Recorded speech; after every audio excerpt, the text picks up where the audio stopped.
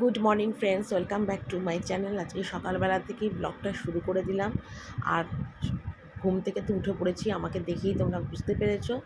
তো ঘুম থেকে উঠে এখন বাসি বিছনাগুলো তুলছি। আর মা তো অনেকটা সকালে ওঠে, মানে বলতে পারো ভোরবেলায় 5টা, 5:30, কোনোদিন 6টা। তো মা উঠে আর আমাদের ডাকে না, মা ওই পাশের ঘরে গিয়ে শুয়ে থাকে, বারান্দায় দাঁড়ায়, পেপার পড়ে, এইসব করে। আর আমি আর ছেলে ঘুমাই। তো ছেলে উঠে পড়েছে, মুখ টুক ধুয়ে এখন মুখ টুক ঘুমোচ্ছে। আর আমি বিছানাটা এখন বাসি তুলে নিচ্ছি। আর যা গরম পড়েছে, সত্যি কথা বলতে কি, মানে সকালবেলা না পাখার তলা থেকে না উঠতে ইচ্ছে করে না, মনে হয় আরও কিছুক্ষণ শুয়ে থাকি। কিন্তু উঠতেও হবে, কাজও করতে হবে ডেলি রুটিনের মতো। তো এই আর কি। তো আমার ভিডিওটা ভালো লাগলে অবশ্যই কিন্তু তোমরা লাইক, কমেন্ট আর শেয়ার করো, আর সাবস্ক্রাইব করে দিই, পাশে থাকো। প্লিজ বন্ধুরা, আমাকে তোমরা একটু সাপোর্ট করো, এটাই আর কি, আর কিছু তোমাদের কাছে চাই না। আর ভিডিওটা তোমরা অবশ্যই ফুল ওয়াচ করো, কন্টিনিউ দেখো, কারণ ফুল ওয়াচ না করলে আমার চ্যানেলেরও প্রবলেম, ভিডিওটা না দেখলেও অসুবিধা। তো সেই জন্যই বললাম তোমরা ফুল ভিডিওটা ওয়াচ করো, স্কিপ করো না। তো চলো দেখতে থাকো আর সাথে থাকো সারাদিন আমি কী করি। তো দাঁত মাজা আমার কমপ্লিট, দাঁত মেজে বাসি জামা কাপড় ছেড়ে টোটাল আমি ফ্রেশ হয়ে নিলাম। আর রোজকার মতন ফ্রেশ হয়ে আমি ছাদের গেটটা খুলে দেবো, রোজ যেরকম আমি ছাদের গেট খুলে দিই। আর প্রচণ্ড রোদ উঠেছে, প্রচণ্ড রোদ উঠেছে, তোমরা দেখলেই বুঝতে পারবো যে জানলাতে কীরকম রোদের ঝলকানি আসছে। ছাদের গেট খুললাম, তাতেও রোদ আসছে। আর এত গরম আমাদের তিনতলার ঘর বারান্দায়, মানে কি বলবো, মানুষ দাঁড়িয়ে থাকলে মনে হয় শুকিয়ে যাবে, এত গরম পড়ে। তো কালকে যে জামা কাপড়গুলো কেচেছিলাম সেগুলো সমস্ত শুকিয়ে গেছে। আর আমি ছাদে এখন রোদে আর কিছুই মেলতে চাই না, যা মেলি সব বারান্দায় মেলি, কারণ বারান্দায় মেললেই গরমেতেই সমস্ত কিছু আমার শুকিয়ে যায়। তো সেই জন্য আমি সুবিধার জন্যে, কম সময়ের মধ্যে কাজ হবে, তো বারান্দাতেই সব জামা কাপড়গুলো মেলে নিই। তো ঘরে এলাম, তাও দেখো কী রোদ, বাপরে বাপ। তো ঘরে এলাম, এসে রোজ আমি একটু ফাঁকা, মানে খালি পেটে জল খাই, তো সেটাই আর কি করছি, একটু জল খাচ্ছি, খেয়ে শরীরটাকে একটু চাঙ্গা করার চেষ্টা করছি। তো এবার আমি আরও কী কাজ আছে সেগুলো করব। তো ভেবেছিলাম একবার সকালবেলা নিচে যাই, নিচে গিয়ে চা টা বসাই, কিন্তু দেখলাম কেউই ঘুম থেকে ওঠেনি, আমার মা, আমি আর আমার ছেলে ছাড়া। তো সেই জন্য চিন্তা করলাম যে বাজার হাট না হলে তো কোনো কিচ্ছু হবে না, তবে রান্না বান্না ঠিক করে রান্না করা হবে। তো তার থেকে একটা কাজ করি, যে কাজটা আমি দুপুরবেলা করি সেটা আমি সকালবেলা সেরে রাখি, আর সেটা হলো ঘর মোছা, যেটা আমি রান্না করে এসে রোজই প্রতিদিন করি, সকালবেলা টাইম হয় না বলে। তো আজকে আমি সকালবেলাতে উঠে ফার্স্ট সকালেই আমি দেখো ঘর ঠরগুলো পরিষ্কার করে মুছে নিচ্ছি, যেহেতু সময় সুযোগ আছে। আর নয়তো রান্না করে ঘর মুছতে গেলে আমার অনেকটা দেরি হয়, অনেকটা দেরি, মানে কি বলবো, তখন আর কাপড় কাচবো না, ঘর মুছবো না, চান করবো না, খেতে যাবো, মানে সব যেন একসাথে জগা খিচুড়ির মতো হয়ে যায়। তো সময় সুযোগ যখন হলো সেই জন্য মানে ঘরগুলো আগে মুছে নিচ্ছি। আর দেখো বারান্দায় কি রোদ এসছে, বেশ সুন্দর রোদ এসছে। আর এই রোদে যদি শীতকালে খাই তাহলে বেশ আরাম লাগে, কিন্তু গরমকালে এই রোদের মধ্যে খুবই কষ্ট। যাকে কিন্তু কাজ তো করতে হবে, রোদ বলে গরম বলে কোনো কিছুই থেমে থাকবে না, সমস্ত কিছুই করতে হবে।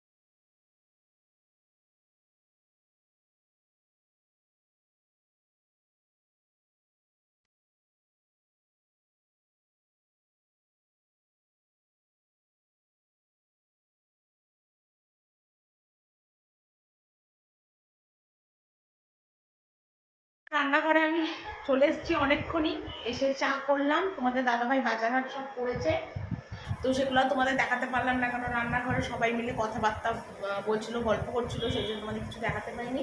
তো আমি তরকারি টরকারি কেটে রান্না আমার প্রায় হয়ে এসছে, তো আজকে বিশেষ কিছু রান্না করিনি। আমের ডাল করলাম, মটর ডাল দিয়ে আমের ডাল করলাম, আর ফুলকপি, মূলো, বেগুন, কুমড়ো, পটল সব দিয়ে একটা ভাজ তরকারি করছি। এই আজকের আমার রান্না।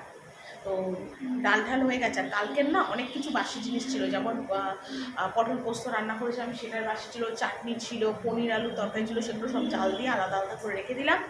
আর ভাত করলাম, আর ডাল আর তরকারি, ব্যাস এই আজকের আমার রান্না। তো তো তোমাদের একটু তরকারিটা দেখিয়ে দিই, হয়ে এসছে প্রায়। দেখো তরকারিটাও আমার হয়ে এসছে, একটা বাকি নেই। দেখো ফুলকপি মূলো টুলো দিয়ে তরকারি, আর এই তরকারিটা না খেতে খুব ভালো লাগে, আর মূলোর তরকারিটা এমনিই খুব টেস্ট হয় খেতে।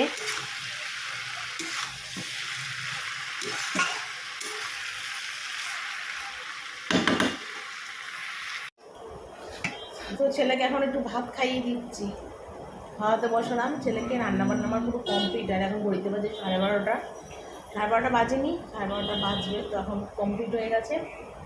ছেলেকে এখন একটু ডাল তরকারি দিয়ে খাইয়ে দিচ্ছি।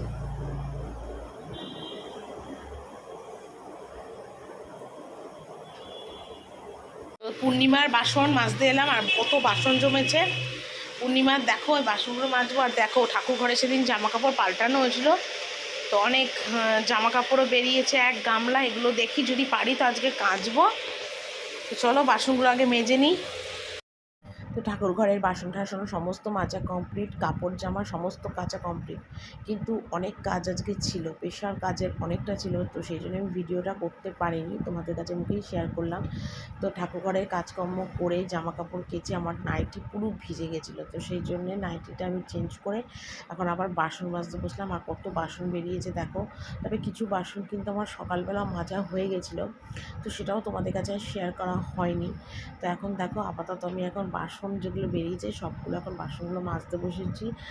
আর আজকে রান্নাঘরটা একটুখানি পরিষ্কার করব, বলতে কী বলতো, রান্নাঘরের টাইলসগুলো তো কদিন আগেই মুছেছিলাম, সাবান দিয়ে পরিষ্কার করেছিলাম, কিন্তু আবার দেখছি একটু নোংরা নোংরা হয়েছে, তো সেই জন্য ভাবলাম কি যে আজকে আবার টাইলসগুলো একটু ভালো করে সাবান দিয়ে পরিষ্কার করে দেবো। আর সত্যি কথা বলতে কী বলো তো, টান্নাঘরগুলো শৌখিনতা, রান্নাঘর টাইলস দিয়ে রান্নাঘর মানে শৌখিনতা। তো এইসব রান্নাঘর করলে হলো না, এগুলোকে কিন্তু আমার মেনটেনেন্স করা খুব প্রয়োজন। মেনটেনেন্স না করলে সেই জিনিস কিন্তু থাকে না, সে রান্নাঘর বলো ঘর বলো যেটাই বলো না কেন, মেনটেনেন্স করতে হবে। আর তাছাড়া আমার যে রান্নাঘরের টাইলসগুলো পুরো সাদা, আর এই সাদা টাইলস কিন্তু বেশি নোংরা হয়, আর নোংরা বোঝাও যায় প্রচণ্ড, যার জন্য আমাকে সপ্তাহে একদিন হলেও ভালো করে এগুলো মানে সাবান সার্ফ দিয়ে ধুয়ে নিতে হয়। তো রান্না করি বলে গ্যাস টাইলস ওদিকটা তো রোজই মোছা হয়, কিন্তু এই দিকের যে বাসন মাজি যেখানটায়, এই জায়গাটা কিন্তু আমার রোজ হয় না। তো সেদিন আমি মানে মনে করি যে না আজকে একটু বাসন কম আছে বা ঠিক আছে করব, তো সেই ভেবে আর কি করে ফেলি। তো আজকে ভেবেছি এগুলো একটুখানি আজকে ভালো করে সাবান দিয়ে পরিষ্কার করে দেবো। আর এখন বাসন টাসনগুলোকে সমস্ত আর কি মেজে ঘষে পরিষ্কার করি। আর সকালবেলা আজকে বিশেষ কিছু মানে রান্না আজকে করিনি, সেটা তোমাদের কাছে তো আগেই শেয়ার করেছি। আর সকালবেলা না সত্যি কথা বলতে কি, রান্নাঘরে সবাই থাকে তো ঠিক মতো না ভিডিও করতে পারি না, যে আমি চা খাচ্ছি তরকারি কাটছি করতে পারি না, তো সেই জন্যে যতটা পারি সেটুকুনি তোমাদের কাছে শেয়ার করি। তো এখন আমি বাসন টাসনগুলো মাজা কমপ্লিট হয়ে গেছে, এবার গ্যাস ট্যাসগুলো সম্পূর্ণ মুছবো। তো আজকে না আর এই যে টাইলসগুলো আর সাবান দিয়ে মুছবো না, কেন কতদিন আগে সাবান দিয়ে আর কি মুছেছিলাম, তো আজকে এমনি ভেজা ন্যাকড়া দিয়ে যেরকম হয় ঠিক সেইভাবেই আর কি আর রান্নাঘরটাকে আমি মানে টাইলসগুলো মুছে নেবো। আর এই যে বাসন টাসন মেজেও না আমার এই নাইটিটাও একটু একটু ভিজে গেছে, কিন্তু কতবার নাইটি চেঞ্জ করবো বলো তো, মানে কাজ করতে গেলেই তো জল লাগবে না সেটা তো হতে পারে না, কাজ করলে নিশ্চয়ই নাইটি ভিজবে, হাত পাও ভিজবে, সেটা কিছু করার নেই। তো যাকে আপাতত এখন এই সবগুলো করে গিয়ে তারপর আমার আবার জামা কাপড়ও কাচা আছে, রান্নাঘরটা একটু জল দিয়ে ভালো করে ঝাঁটিয়ে দেবো, টাইলসগুলো মুছবো, মানে এইসবগুলো টুকটাক কাজ আমার রয়েই গেছে, এখন কিন্তু কাজ আমার আর কি শেষ হয়নি। আর সকালবেলায় তো আজকে ঘর টরগুলো মুছে রেখেছিলাম, যার জন্য ঘর মোছার ঝামেলাটা কিন্তু আর আজকে আমার নেই। এই কাজটা কিন্তু আমি করে রেখেছিলাম বলে আবার এই দিকের কাজগুলো কিন্তু ম্যানেজ করতে পারলাম। আর সত্যি কথা বলতে কী বলো তো, যে কাজ যদি তুমি পরপর সাজিয়ে নাও, যে এটার পর এটা, এটার পর এটা করবে, মানে যদি বেশি কাজ থাকে তো দেখবে সেই কাজগুলো কিন্তু পরপর করলে ঠিক টাইমে কম সময় অ্যাডজাস্ট করে কিন্তু কাজগুলো হয়ে যায়, যেটা আমি করি। মনে হয় আমার পক্ষে এটা খুব সুবিধাজনক। আর যখন আমি দেখি কাজের প্রেশারটা প্রচণ্ড আছে, তখন কিন্তু আমি একটা কাজ সাজিয়ে নিই, যে এটার পরে এটা করব, ওটার পর এটা করব, এটা আমি মানে ভেবে নিই। তো ঠিক সেরকম ভেবেই কিন্তু কাজগুলো আমি করি। তো যাকে দেখো, তোমাদের অনেক মানে জ্ঞানের কথা বললাম, বা কীভাবে কাজ করি সেটাও তোমাদের কাছে বললাম। তো যাকে আমার রান্নাঘরে গ্যাস মোছা কমপ্লিট হয়ে গেল। তো ময়লার বালতিটাও না একটু বাইরে ফেলে এলাম। তো রোজ না আমি ময়লার বালতিটা ফেলি না। তো দেখো আজকে আবার ময়লার বালতিটা ফেলে ভালো করে একটু সাবান দিয়ে স্কচ ব্রাইট দিয়ে ময়লার বালতিগুলো ধুয়ে দিচ্ছি। কেন বলো তো, ময়লার বালতি না ধুলে না ময়লার বালতিগুলো কীরকম নোংরা নোংরা আঠা আঠা হয়ে যায়, একটা গন্ধ গন্ধও হয়। তো সেই জন্য ময়লার বালতিটা ভালো করে একটু সাবান টাবান দিয়ে ধুয়ে পরিষ্কার করে দিচ্ছি। আর ময়লা বালতিটা কিন্তু আগে আমাদের অন্যরকম ছিল, মানে এমনি বালতি ইউজ করতাম, কিন্তু যবে থেকে আমার এই রান্নাঘর নতুন হয়েছে তবে থেকে কিন্তু আমি অন্যরকম ময়লার বালতি ইউজ করি। তো যাকে আর এই রান্নাঘরটা এখন ধুয়ে দেবো, আর টাইলসগুলো এখন সমস্ত ভালো করে একটু ঘষে পরিষ্কার করে দিচ্ছি। এমনি পরিষ্কার আছে, কিন্তু তবুও আমার একটু ছুঁচিপাই বলতে পারো। তো পরিষ্কারের মধ্যে আবার পরিষ্কার করছি, কিন্তু পরিষ্কার মধ্যে পরিষ্কার করলে কিন্তু খাটুনি কম হয়। আর বেশি নোংরা হলে দেখবে সেগুলো কিন্তু ঘষে পরিষ্কার করতে অনেকটা টাইম লাগে, অনেকটা টাইম।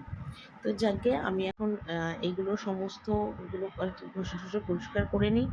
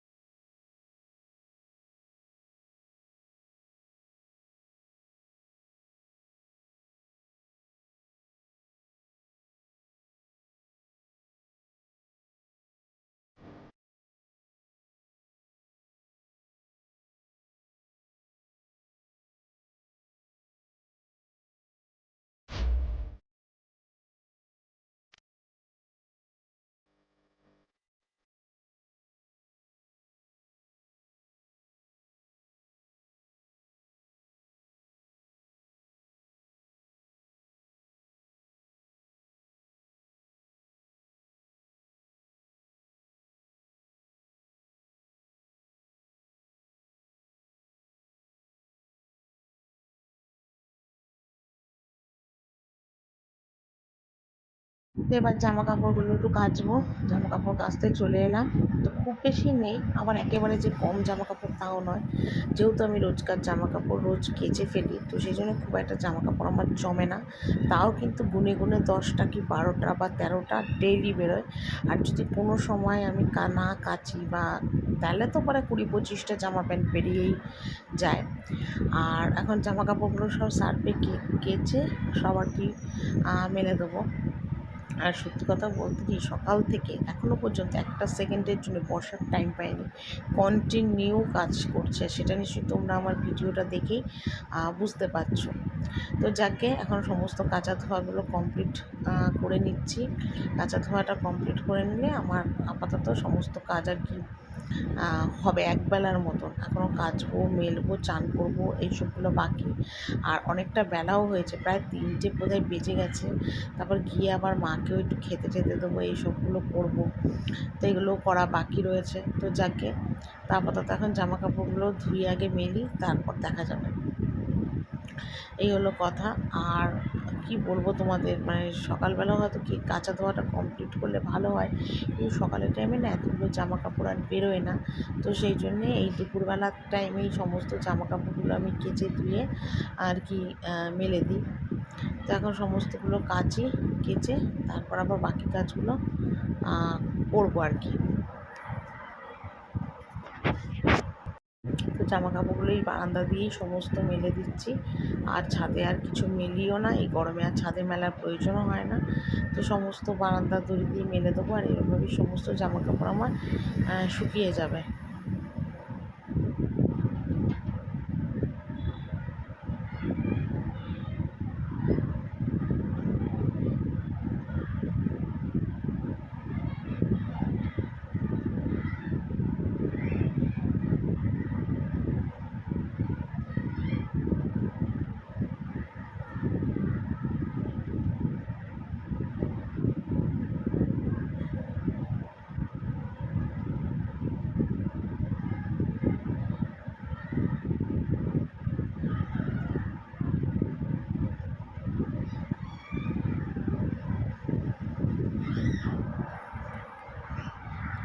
তো যে জামা কাপড়গুলো ঠাকুর ঘরের কেচেছিলাম সেগুলো সমস্ত তো আগেই তো ছাদে মেলে দিয়েছিলাম, আর ছাদে প্রচণ্ড রোদ উঠেছিল, সমস্ত জামা কাপড়ই আমার শুকিয়ে গেছে। তো আমি কিন্তু চান টান করা হয়ে গেছে অনেকক্ষণ, জানোই। তারপরে খাওয়া দাওয়া কমপ্লিট করলাম, ছেলেকে দুধ কেলক্স করে দিলাম, মাকে খেতে দিলাম, সব করে ঠোরে আমি এখন ছাদে এলাম জামা কাপড় তুলতে। আর ঘড়িতে প্রায় এখন বাজে 5টা, 5টা তো বাজে। হ্যাঁ দেখো, এখনও রোদ কিন্তু রয়েছে, অল্প অল্প অস্ত যাচ্ছে আর কি। তো জামা কাপড়গুলো সমস্তই শুকিয়ে গেছে, এখন এগুলো সমস্ত ভাঁজ করে আর কি তুলে দেবো। আর যে জামা কাপড়গুলো মানে যেখানে রাখি বালতির মধ্যে ঢাকা দিয়ে, তো তার মধ্যেই সমস্ত জামা কাপড় কিন্তু আমি ভাঁজ করে রাখছি। তাহলে কি হবে, যখন আমি আবার ঠাকুরের জামা কাপড় পরাবো বা ছাড়াইয়ে পরাবো, তখন কিন্তু সমস্ত হাতের সামনে পাবো। পাটে পাটে দেখো আমি গুছিয়ে রাখছি। আর যখনই ঠাকুর ঘরের জামা কাপড়গুলো আমি কাচি, তো এইভাবেই ধুই, এইভাবেই মেলি, আর এইভাবেই কিন্তু পাটে পাটে সমস্ত জামা কাপড়গুলো আমি ভাঁজ করে রাখি। তো ঠাকুর ঘরের জামা কাপড়গুলো তোমরা বোধহয় এর আগে একবার দেখেছো কিনা ঠিক মনে নেই, তো এই প্রথম হয়তো দেখছো কিনা ঠিক বলতে পারছি না। তো ঠাকুর ঘরের জামা কাপড়গুলো কেমন একটু বলো, ছোটো ছোটো কাপড় ন্যাকড়া জামাগুলো কীরকম, অবশ্যই তোমরা একটু কমেন্ট করে আমাকে বলো কীরকম ঠাকুর ঘরের আমার জামা কাপড়গুলো। তো যাকে এগুলো সমস্ত এখন ভাঁজ করি, ভাঁজ করে এগুলো সমস্ত একটু তুলি।